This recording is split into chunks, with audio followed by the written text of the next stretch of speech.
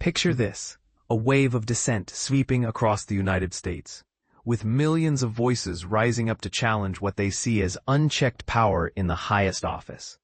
That's the heart-pounding reality behind the No Kings protests that have prompted Republican governors to put the National Guard on high alert. But here's where it gets controversial.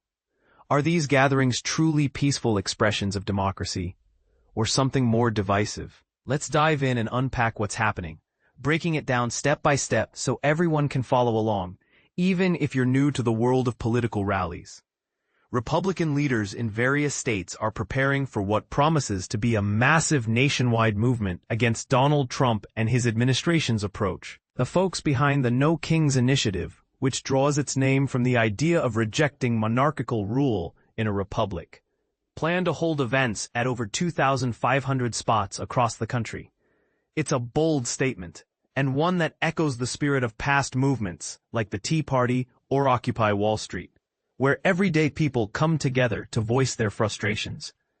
Interestingly, supporters of Trump have leveled accusations that these protesters are in league with the far-left group Antifa, a claim that adds fuel to the fire and sparks heated debates about who these demonstrations really represent.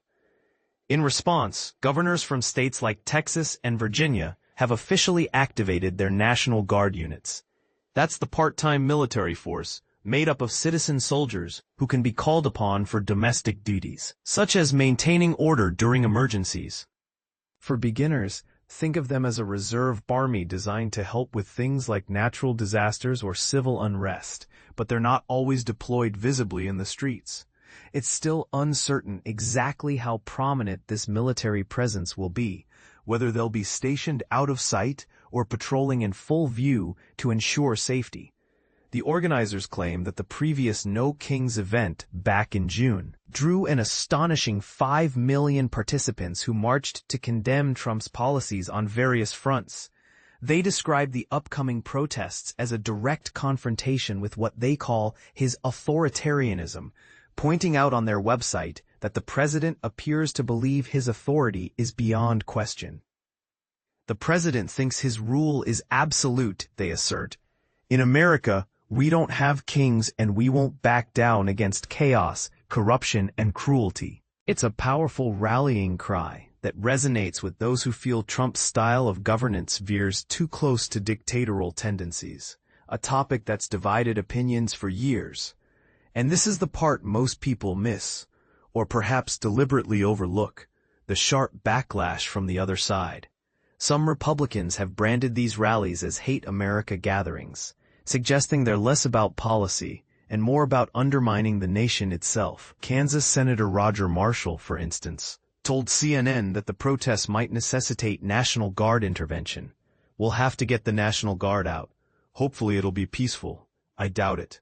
His words highlight a growing skepticism, implying that without military oversight, things could escalate into unrest. Texas Governor Greg Abbott took action on Thursday, mobilizing the state's National Guard in anticipation of a planned event in Austin, the capital. He justified it by citing the planned Antifa-linked demonstration, a move that Democrats swiftly criticized. State lawmaker Gene Wu, the top Democrat in the Texas House, fired back. Sending armed soldiers to suppress peaceful protests is what kings and dictators do. And Greg Abbott just proved he's one of them. It's a fiery exchange that pits freedom of speech against the need for security, raising questions about whether such deployments infringe on constitutional rights or prevent potential violence. Similarly, Virginia Governor Glenn Youngkin has ordered his state's National Guard into readiness mode. This pattern across states underscores a broader tension. Is this a prudent step to protect communities, or is it an overreaction that chills dissent? For example, imagine if every major protest required military backup. It could set a precedent that shifts the balance of power in unexpected ways. What do you think? Does activating the National Guard for these protests show responsible leadership in uncertain times? Or does it smack of authoritarianism itself? Could the No Kings movement be a genuine call for accountability? Or is it unfairly maligned as radical?